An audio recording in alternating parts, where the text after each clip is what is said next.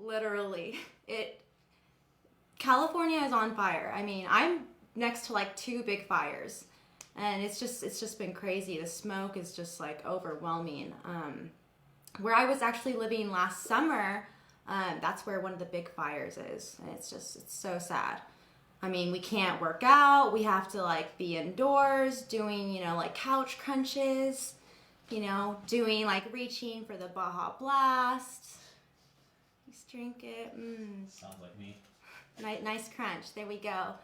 So I'm also going to start off by talking about life of an indie filmmaker. So I'll go into what my week has been like. So as an indie filmmaker, let's see.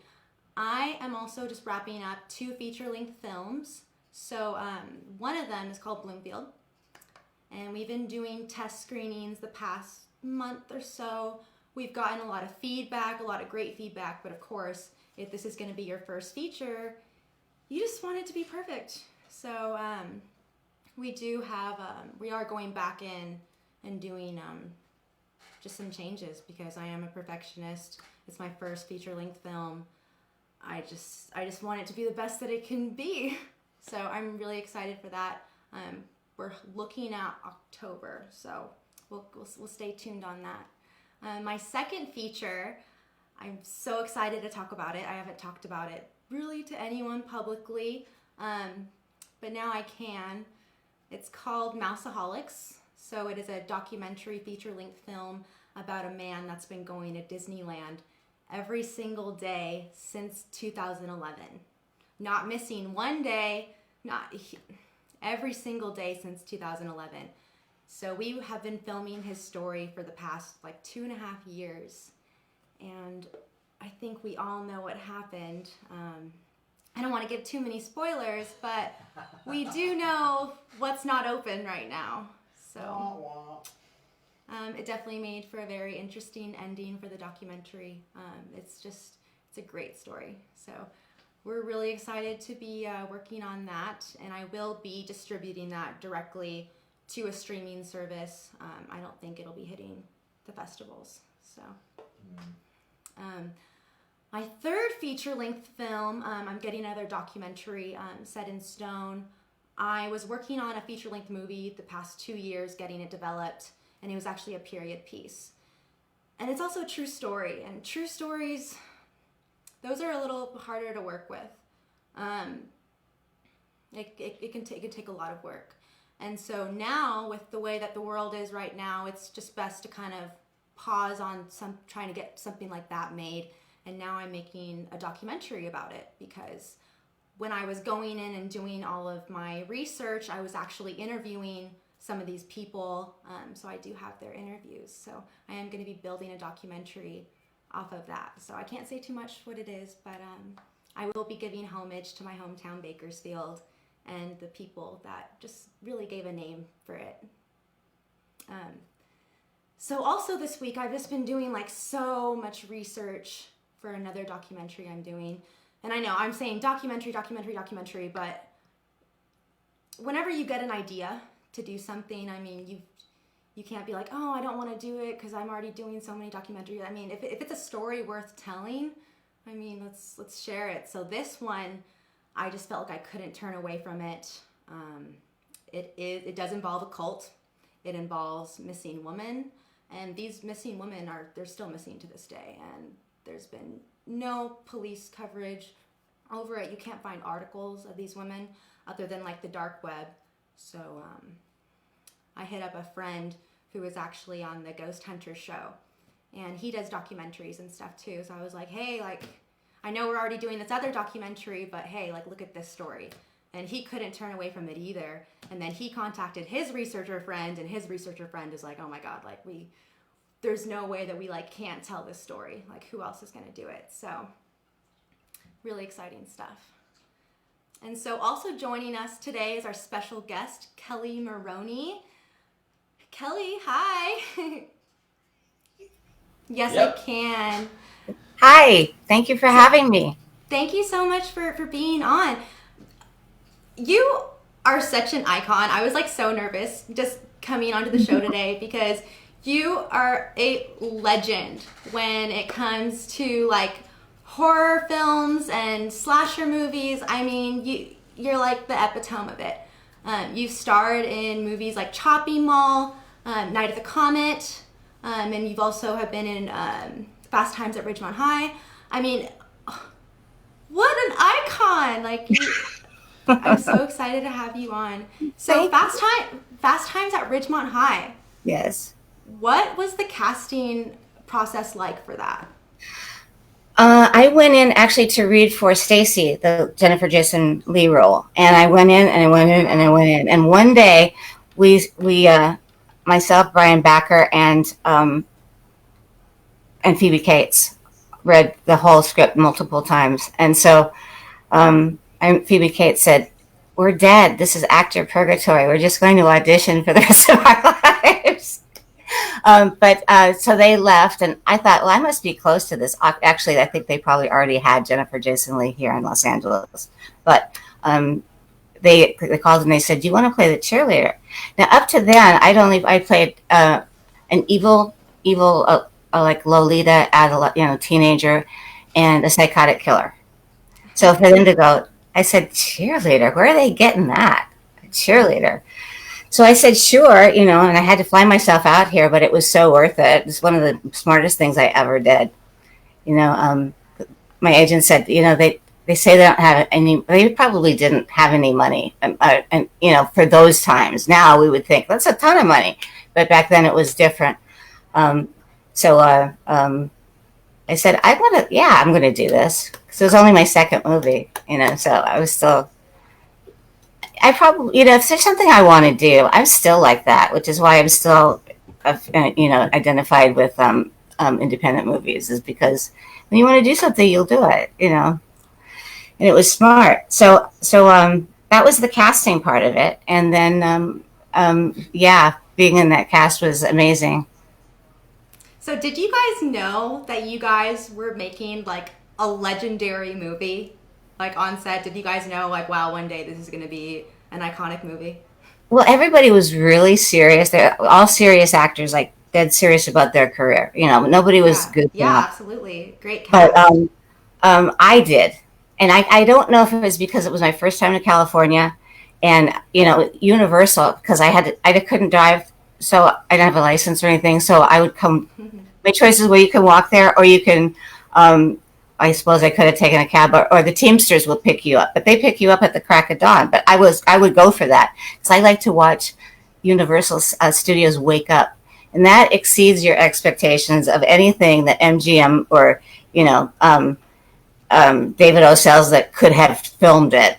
It's magical. And so I thought maybe I'm, looking back, I don't know if I was excited. I was the whole thing, but then I'd read the book and I'd done so much research on my part that seeing it come to life, I got really excited. And my first day on the set, they had the cruising vessel, Brad's car, and I saw it and I went, because it was exactly how I pictured it was going to be.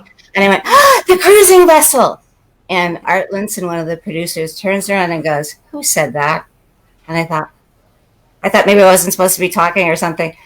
And he goes, finally, some enthusiasm. And so looking back now, I didn't get it then, cheerleader. because I was so enthusiastic. I suppose that came through. Even some things about you come through, even if you're not trying to point them out. And that must, I don't know, that must have been it. I know I'm overthinking this. Do you have any funny or like cool set stories that you can share with us from that set? Well, it was Sean was, he who played Spicoli, Sean Penn. He wouldn't, Yeah. he wouldn't answer Iconic you role. unless you called him Spicoli, and he had Spicoli in his honey wagon. But because I was there so early again, he would be there too because he had to go to hair and makeup, and those were extensions and they had to be sewn in. So he would sit there and he was Wow. very quiet, and one of the hairdressers said to me, you kids got to be nicer to Sean. He's a very nice boy, and he was. But I thought that's really funny. I told a couple of people because he was in character the whole time. And I knew what he was trying to do, so I wasn't about to mess. No one was going to mess with it, but it was just. So I told my friend Pam Springsteen, we were cheerleaders together, and when we laughed and laughed, because that's the last thing he would want anyone to say about him is that he's such a nice boy. You kids have to be nicer to him. I treated him like he was a weirdo, which is what he was after. He wanted to be, the black sheep person that was helping his character, but talking about seriousness in your work. and So sorry. So let's talk about Chopping Mall. Okay. I love that movie. You are so iconic in it. Was that easy to get casted into? Where you sought out, or? Yes. It's so weird how this happened. So when I did Night of the Comet, the director had said, because he was going to kill my character at one point, he said, "Get me somebody super annoying, like that cheerleader in Fast Times, way annoying. We could actually get you that cheerleader, the real actress." And so that's how I got into audition for that. So then Jim Wynorski had seen Night of the Comet, and so he wanted somebody with that kind of personality for Allison, because it's fun to watch her survive the whole thing. Yeah. And that it's a weird thing when you're doing slasher and horror movies, and you're the one that they follow through you're the final girl, because you can't get, if you, pardon my expression, but if you shoot your wad too early, it's like, how hysterical can you get for 90 minutes before people want to kill you? So you have to kind of face it. It's like, now I'm more scared. Now, oh, that's even, and so and you're always worried, or I guess I felt like I should be worried about, am I scared? Am I scared enough? Is this enough horror? And you don't want to like overplay it. Also, yeah. So. Is it too much? Did I peak too soon and now I got nowhere to go? And also I think most people know that you generally almost never shoot a movie in sequence. So I think we started with me running around the mall at the very end when the killbot that was kind of like Clint Eastwood when Dirty Harry was following me around. So that's where we started. And so you always have to pace yourself and look at the script and you have it laid out as a whole, so that no matter, because also you can show up and think that you're just they're shooting something where you're just sort of sitting there and they go, oh, we changed that, it's raining, we're going to do your big scene, and you've been sweating this scene for the entire time since you got the part, because it's a 3-page monologue and no one else talks. And if you're not somewhat okay with doing it, you're going to be terrified, which that could happen. So yes, Tangent City on my part. You have to watch me with that. But it was fun because they never they never closed the mall. We didn't have that kind of a budget, so the mall would close, all the stores would close, then we would swarm in and shoot and destroy everything, and then they'd have to put it all back together again so that the stores could open. Wow. And it sounds impossible, but that's a Roger Corman crew for you. They're like, okay, no problem, and they did it. I don't know how they did it to this day. Did you guys film at the Westin Bonaventure, that's what it's called now? No, it was the Galleria. The Sherman Oaks Gallery, yeah. Are you sure that you guys didn't use two different malls? Because I'm telling you, this mall looked exactly identical to. It's right in downtown LA, off Figueroa Street. They've shot lots of movies there, but there's this elevator that's like clear and it goes down and you could see everything, and they use that elevator. And so I was like, oh, I used to go into that hotel all the time, but it looks like a mall. So I thought, but I noticed in the movie it looks like they used two different Okay. malls. They used the Beverly Center to open the mall because at one point they thought that we were going to be using the Beverly Center, but the killbots were the way they were designed. They didn't really fit on the stairs, and it's not going to be very scary if the killbot can't follow you. Yeah. It's like, hey, I'm up here now. You can't get me. So, so we ended up at the gallery. The reason that there's so many movies were shot at the Galleria was that the owner of the Galleria loved movies, and he loved having people come in there. Oh. So that's why you get. Some people call that my mall trilogy because I certainly didn't plan it, but all three of those movies that I'm probably the most known for in the '80s were at the Galleria, and we didn't plan that at all. But, anyway, so that I remember what you asked me. You asked, and that's how I got. I got into Reed. I was not offered the part. I got into audition for Chopping Mall because he'd seen Fast Times. Wow. I mean, that's a comment. I have to say one of my favorite scenes in Chopping Mall is when all of the couples are all making out on different beds. It looks like you guys are like in a Sears or something. It was a department store. A department store. Everyone's making out on the beds, and then your character, you're sitting on a couch. Like, this guy is obviously wanting to do what everyone else is doing, but you're just like innocent watching the movie. Like, I was like, oh, that's me in a horror movie. I love that scene. It was so That was funny. me too. That's actually, I overreact to everything if you go to a screening and somebody shrieks, I'm the first person shrieking, and then so you go, oh, Kelli made it to the screening because it's always me first. I don't know why, but I don't even care because I overreact to stuff, and I probably have PTSD or something, but I overreact to stuff, and it's good. It makes for a good reaction, and we just went with that for that scene because that's what I do. Yeah, and you're so like natural and like fantastic on camera. Like, literally, I love watching you on camera. You're so like natural and very, very. You have a lot of personality that shows. Thank you. Thank you. Let's talk agents. Well, let's watch the clip real quick. Oh, okay, yeah. So our producer's saying that we have a clip for Chopping Mall. So let's. Oh, is it Chopping Mall or Night of the Terror? No, Chopping it's Mall. Chopping Mall. Yep. All right, we have a scene for Chopping Mall, and we'll be showing it right now. Okay.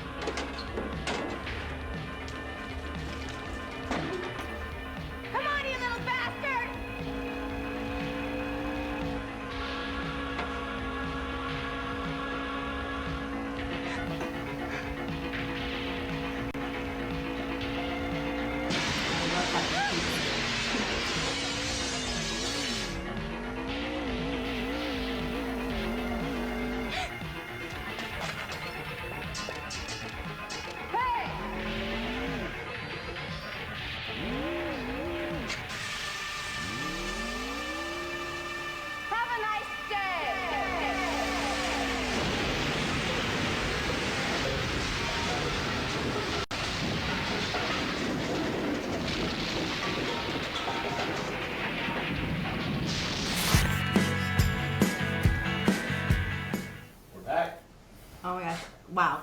Amazing. You're so iconic. I love that blow up scene. I mean, I love when films use real fire and explosions. It's Well, kind of rare. that's It's actually kind of rare now. yeah, yeah. Especially if they could CGI it, so much safer and more expensive.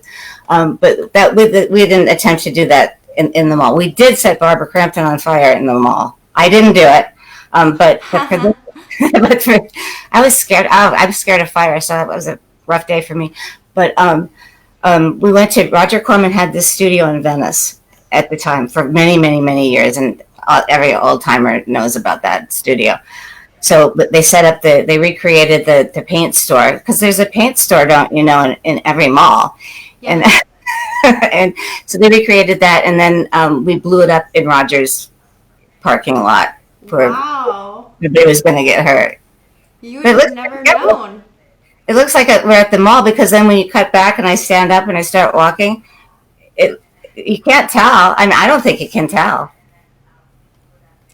Yeah, yeah, you can't. You can't at all. I also want to add, if anyone has any questions for Kelli or I, just feel free to drop it in the comments, and we'll definitely try to get to them. So, going into our next little topic, Kelli, we have to talk about agents and managers. Okay. Well, okay, so for instance, a lot of people also don't know this. When you're an actor, you will have an agent, you'll have a manager, but sometimes a lot of the work that you find is on your own. Do you agree? Yeah. Oh, yeah. I mean, I look at it this: the agent does 10% of the work, and that's why they get 10%. You do 90% of the work, that's why you get 90%. Because it has it kind of, especially now. I mean, back when I first started out, it was not nearly like this, but now, forget it. You have to do all the work. You do. It's always, and I've been acting for 10 years. I started off as a child actor.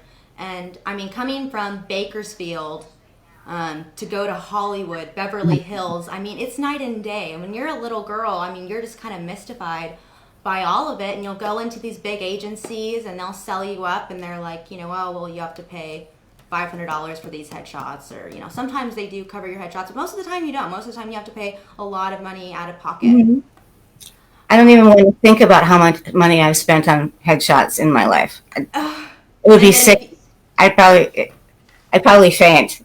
Yeah, and so, then if you have to get new headshots every few years, you know, or you just don't dye your hair, or you just don't, you know, I've gone from like platinum blonde to brunette, so I definitely have had horror stories with headshots.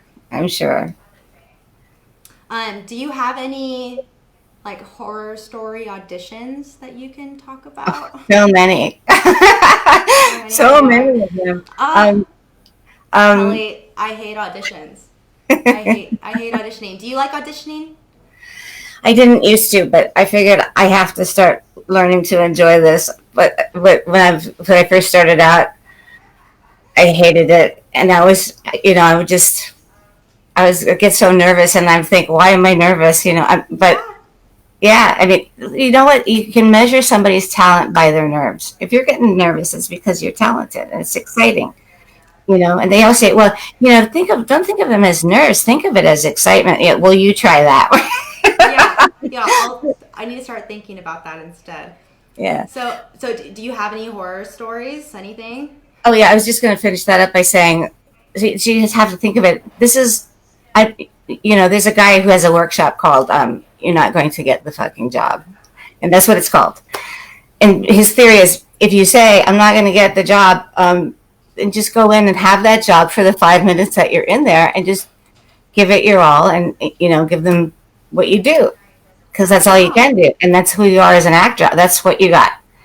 So when we get nervous and we put it on ourselves, it's a withhold. It's withholding. You know, we're supposed to be giving our interpretations and our talent and our energy to something, and that's withholding. So yeah, I don't want to be like that. So all that stuff has helped, but you know, and then just doing it so much. If you're doing it all the time, you stop being nervous because you don't have time. But yeah, Well, it's definitely. I mean, I don't. For me, it hasn't gotten any easier. I mean, you'll go. Well, I really call them as cattle calls because you'll go to a casting and there will be like a row of girls and they'll look just like you. And you go into a room and then sometimes they'll line you up like all together, or sometimes you just audition by yourself. But it's a little more nerve-wracking whenever you have to get side by side. And these ones, I'm talking more about like the commercial and print gigs. mhm. They usually try to get people in as fast as possible with those ones, and it's nerve-wracking. It is. There's a lot of pressure There with those is. auditions. There is, and also for the casting person, I know that they do not intend to put pressure on actors because they want us to be Yeah. the one when we walk in. But they're under a lot of pressure, and we know that Yes. because they called us in. If we screw it up, they're in trouble, and our agents are in trouble, and we're in trouble because we Yeah. made them look bad.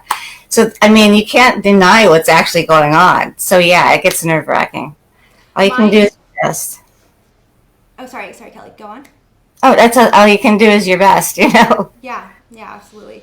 I didn't want to share this story, but I feel like I have to. I once cried at an audition, like in the room. I Oh, was doing pretty good, and but my biggest problem is that I would just send on so many auditions where it's just not me. It just like wasn't me. So for this, it was for some commercial for like The Simpsons at Universal Studios, and so I'm having to play like this superhero person that's announcing this awesome ride that's opening, and I started like stumbling over my words, and I don't know if the lights were just really hot and you don't really see the people behind the camera, and just I started crying. oh. That's never happened to me. I don't know why I started crying, but once I started crying, it was like, shit, I'm crying. Now I'm crying because I'm crying, and I'll never forget the casting director was like, you're doing great. Like, just take a moment, it's fine. And I was already gone by then. I was like, it's fine, and I just walked out of the room. And I'll never forget being so disappointed in myself that I just didn't give myself that chance to just But you take a know what? breath and continue. We're supposed to be able to be real in an audition, and that was your reality right then. I was just like, this is not for me. I don't want this job. I don't know why I'm here. So Yeah. after that, I really started evaluating, well, what auditions am I being sent out on? I have another story I have to say. I've had a lot of different like print and commercial agents. I've never been theatrically represented. I think I've tried in the past, but it's hard to be theatrically represented if you're not SAG, or if you don't have enough like gigs basically on your resume. And so I did a lot of print and commercial work. And so my agent, I have to say, she was the worst agent. Oh my God. I have had really good agents, but this one, I only met her like once. And then she would send me out for things that just didn't make sense for me. She wanted to send me out to this amazing audition, Saks Fifth Avenue, for like some lingerie company. But they were looking for a girl that's 5'8" and brunette. I'm 5'3", Uh, and I emailed my agent like, hey, this says 5'8", and she's like, yeah, but just go. They might want options. Like, yeah, you never know. why put your talent through that? So I go, and I go to the audition, and they show me like this cute little silk negligee thing that I have to like basically try on and put on because they're gonna take photos for the audition. And so they're showing me it, and I'm like, oh my God, like this is for like a stick model. Like this is not me, a 5'8" model. Like I'm not 5'8". And so I go in, and I don't know. I could have just said, hey, you guys know what? I'm not going to do this. But coming from that last audition, I'm not going to just give up. So I went into the bathroom, put on the stuff, and I came out, and they didn't fit me. It was so awkward, and I'll never forget just like, why am I putting myself through this? Oh, and again, your agent should know like what to send you out on, and I hope you Yeah. haven't had horror stories like that. I am, as you're talking, I'm thinking I have so many terrible stories, and nothing is one is not like springing to the forefront right now. That's as good as that one. Um, Yeah, it changed how I look at auditioning, and just like I'm just not gonna waste my time for a lot of that stuff. Now I only want to do like narrative, and now I like write and produce and kind of direct my own roles, and then I'll act in other people's stuff. But yeah, it's kind of nice being your own boss when you can kind of write a role for yourself. I did want to ask you, what would be your dream role? Ooh. Like if you could play anything, what would it be? I would really like to play a total bitch. A total bitch. Yeah. Can you go into detail? Yeah, because I'm happy that people always pick up on my vulnerability and stuff, but at the same time, I did, I would really like to do that. And I keep saying I don't have one of those for my reel because, it's, people don't really think to call me in for stuff like that. They don't think of me that way. And that's got to change because I really need that. I mean, I started out playing, psychos and evil people. And I don't know what happened. All of a sudden I got to Los Angeles and I was a cheerleader. So who does? I got a good one for you. So I go, actually two from Universal. One, we go and we're all sitting there for hours and hours and hours. And then pretty soon they come and they try to give us our 8x10s back. And they say, the project has been canceled. Thank you for being here. And they sent us all home. But the one that was really great is I get a call. You got to get over to Universal City, stat, because they're looking for you for, I think it was, what's She Blinded Me with Science? Which movie? It's not Bill and Ted's Excellent Adventure, but it's Weird Science. Weird Science. And I walked in and their face. Love that movie. So they want to see you right away, and my agents were all excited because and so I get over there, look as good as I can. I get over there, and when I walk in the room, their faces go fell to the ground, and I thought, what's the matter? What's the matter? And they got rid of me as fast as they could. They were looking for Kelly LeBrock, not Kelli Maroney. Oh my goodness. That was a good one. How do you just not quit Hollywood that day? Oh my gosh. I actually thought it was funny. One time I drove That's hilarious. An hour to get to this very kind of prestigious theater company because I saw the breakdown and I thought this would be really, really fun. I don't even remember what it was now. And there was one, I don't sing, and I wish I did because my role would be fulfilled and I would never bother anybody again because I would just sing my heart out and never have any problems that I thought were problems. That's how much I would love being a singer, but I don't. So I can't. But I don't want to say I can't, but so far I haven't figured it out, and it's been a long time. So I get there because I'm not excited because this part does not have any singing in it. I thought this will be great. I get there. It's like an hour to get there. I go in, and they go, "What song have you prepared?" And I said, "It didn't. It says that this character doesn't sing." And the casting director had forgotten to put the song in. So everybody else had a song and, are you an alto, soprano, or whatever, except for this character because he forgot. So I felt bad because I felt like I made him, I glaringly pointed out that he made a mistake, which I didn't want. I really like this guy. I didn't want to do that. And it was just like, there's no point in me reading or anything. They went, okay, well, bye. Well, you know what? There's no point in giving me any more time because I couldn't sing. Oh my gosh. They go, you want to just try a song? And I did. I think I sang, the other day I saw a bear. Whatever. It was some stupid thing like that. I don't have a song prepared. And they're like, okay, thanks. See you. Sorry. So that was a bad one. But I think I probably have more bad ones than good ones. Just because of the nature of what it is. But you have to learn to love it because it's most of your acting career. If I finally realized you're going to audition way more than you're ever actually going to work. Yes, so yes. If you mostly hate it, then you're going to mostly hate your life. But it took me a long time to get to that place. I was always I hope they like me, and and the nerves come from everything's at stake because you love doing this so much and you want them to pick you, and nothing turns anybody off faster than that vibe. Yeah. We don't even know that, you know. And then also because I started out when I was really young, for a long time, I always had this perception that I was the kid and the casting people, no matter how much younger they were than I, or the director, that they were the adult figure and I was still the child in my own eyes. And so I went, excuse me, that's gotta go, Kelly. That's gotta go right now. You can't exist Yeah, like. that kind of adds like to its own kind of insecurities and Yeah, I didn't wasn't aware that I was doing it, but the minute I became aware of it, I got rid of it because that's ridiculous. But you know, your subconscious is a funny thing. It gets stuck on, you know, where it knows.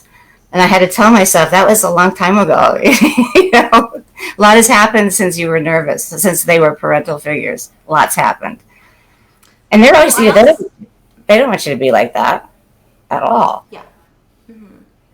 Yeah, they want you to be comfortable. But I can't imagine that auditions are going to be going back to like in-person casting for like a while, right? I mean, mostly everything's going to be online for now, right? I think, yeah, I think. Well, I just know that I'm on everybody's email list, and all the courses and everything are, you know, let us teach you how to self tape, which there's so much information on self taping out there, but that's and it was a thing before, and I used to think, wow, this is again, it's like now we have to be a DP, you know, a gaffer, we have to do our sound, you know, it's got to look good. Or they won't watch it because if they turn it on and it's dark or they can't hear you, they don't even watch it. So you have to be good at what you're doing.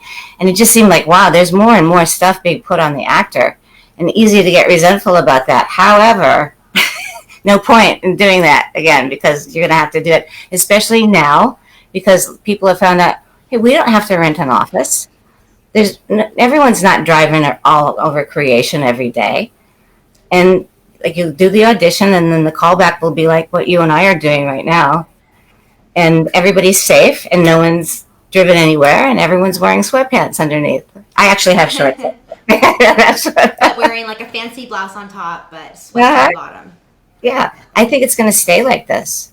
Now, I have heard of a couple of people going into audition, and they have the masks and they have the social distancing, and you know they have the camera and everything. The crew's like way back, and then a couple of people who actually went in to shoot work. Same thing. They're saying, you know, get your temperature taken, and I mean it's. Now they have to train people who are COVID experts to be on the set. You have to have somebody like that. COVID safety monitor. That's what they're calling them. Yeah. So, and you know, God only knows how much more expensive it is now to do this. But like on the soap, when they went back, they would bring in, instead of the actors kissing each other, because you know soaps are really kissy, and a lot of things are kissy. What they're doing now, which I thought was fascinating, is if the actor has a significant other that resembles the actor he or she is supposed to be kissing at all, they'll try to make that person look like a double, like put a wig on them or whatever. And if they don't have a significant other that is willing to come in or that they bring in, or they can't make the significant other look enough like the actor, they use a dummy, like a mannequin. Wow. So, and they just cut away fast enough so that hopefully nobody notices it's a mannequin. Yeah. Sometimes we can notice, but yeah. Yes, we can. We got a couple questions. Oh, yeah. A couple questions. Okay, so one question from Clayton says, how long did it take to shoot that particular scene? I think he's talking about the scene in Chopping Mall with the robot. Oh. Which one, where we blew him up, or? Where you blew him up and you say, have a nice day with the flare. Oh, that was, okay, that was a night. It was an evening shoot, because we went to, I think we did part of it in the mall already, and then for the blow up came, we shot the blow up separately after we'd already shot the you know, the going to the paint store and doing all the, getting the paint and all that stuff, and the hey, have a nice day but I didn't know what I was throwing that at. I didn't know what it was going to look like or anything. And then, you know, doing my little Terminator moment with the arm and, you know, the end, ta-da, the end. Freddy's alive, the end. That was all on one night at the mall. But then we went over to Roger's studio. And that was a whole night thing, too, because of the pyrotechnics. It was really something. We got Keith on here. Keith has a question. He says, "Hi, Brianna, Kelly. How do you like doing the cons?" Oh, you want to take it? How do you like doing the cons? Or is that for me? Or for That's for you. Yeah, That's for you, Kelly. I, Yeah. I miss them so much, you guys.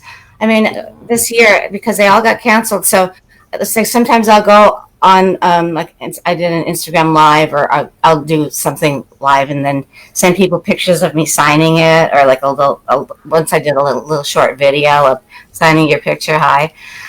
I miss it so much because they were lovely. And at first I thought I didn't get it. It's like, why would they want to do that? But horror fans are the sweetest people on earth. You know, you don't have romantic comedy fans. You don't have historical drama fans, but horror people are like a family. And it means so much to them, and you just feel like, wow, my life really matters. I mean, they'll tell you stories about, that was my first date, that's the first time I took the bus by myself, as I went to the city and saw a shopping mall. Or one person said, I was a latchkey kid. My mom had to work at night, and she was scared and I was scared, so she put shopping mall on because we had guns and I felt protected. That just makes you cry, Yeah. And it's a chance to really connect and meet people that write to you all the time online and stuff like that. And I've really, really missed it because I love them. I love them a lot. So I look forward to someday being able to do that again. But in the meantime, I'm trying to make up for it as much as I can. I realize it's nowhere near the same as going to a convention where everybody's around and it's all exciting and everything. But we do what we can in the meantime. Do we have any other questions? That is it. That was from Keith, the director that we interviewed last. Yeah, last week our producer Keith from Luck Films. He actually said that he's been in some circles where he knows of you, Kelly, our last interview person. Yeah, Keith Moyer. Oh, cool. Hi, Keith. Hi, Keith.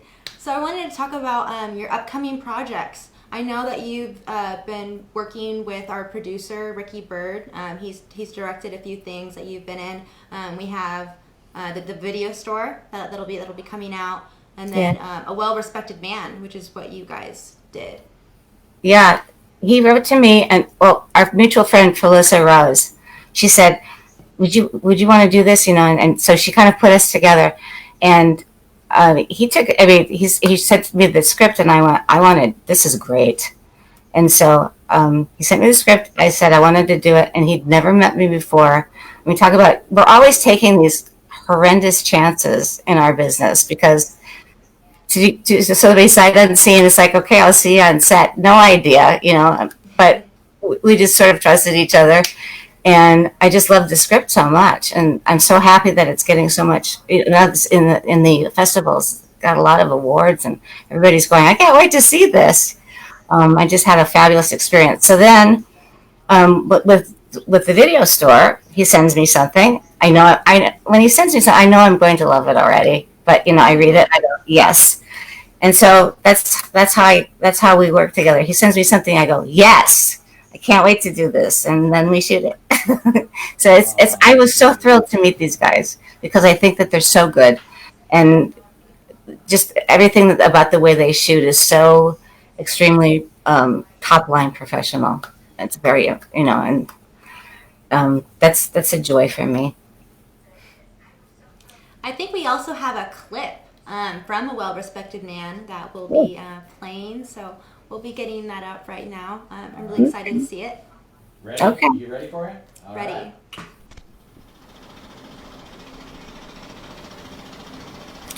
Can't see the clips.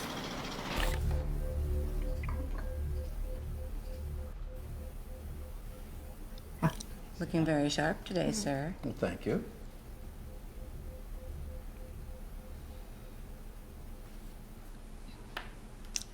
I have arranged perfectly your promotion party. The Nelsons will be here at 6 p.m. and we will serve your favorite, Parmesan risotto and a roasted shrimp. Today is your day, Jim. You've worked 20 years to be here. I couldn't be any prouder of you than I am today. Oh, thank you, Peach. This has been a long time coming. Can't believe this day is finally here. This is the biggest day of my life. And you deserve this blessing from God. I love you, Jim. Love you too, Peach.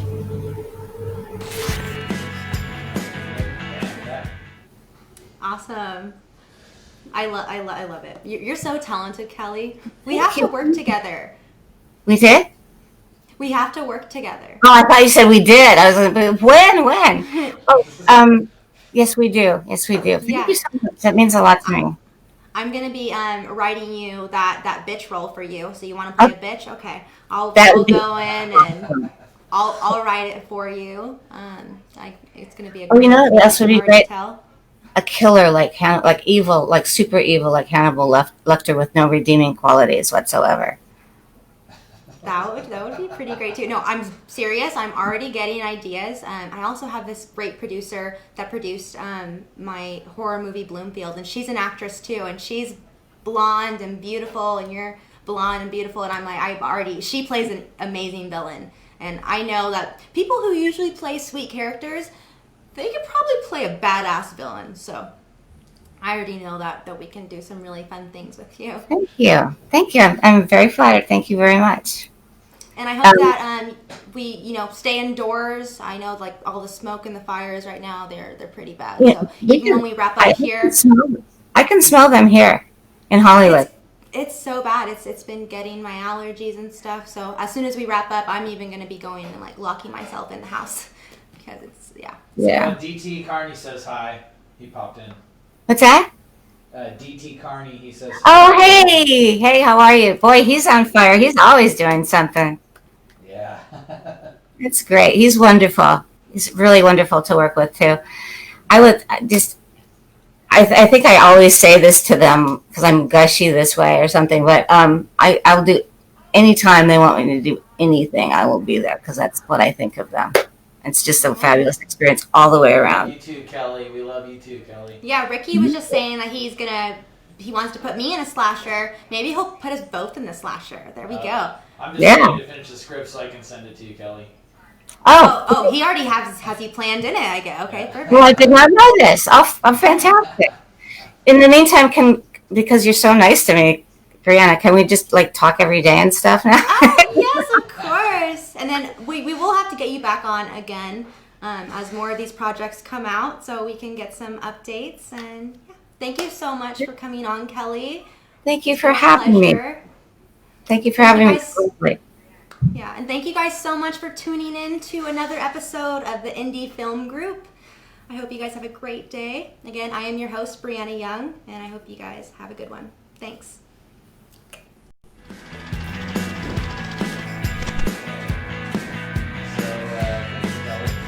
Oh, thank you. Thank you very much. You were awesome. That was a great conversation. You never know what to expect, you know. I never have any expectations because some bad things have happened on interviews where they go, I can tell they've never seen the movie or whatever. It's like, you were wonderful. No, I made sure that I watched your movies, and just so much inspiration. You're such a talented actress, so I'm really going to be taking notes from your acting, and I really hope that we can work together. So I do thank too. you so much. Thank you. Kelly, so I have the slasher I'm working on right now. I'm just securing funds, and then we're working on the script. So I have a role for you. I'm gonna pitch it to you and see, but we probably won't shoot it until next year, after the COVID stuff. Right. Right. So many people try to shoot things and then they get shut down. And the expense, it's just a waste of money. They get there and then they can't do it. Are you still there?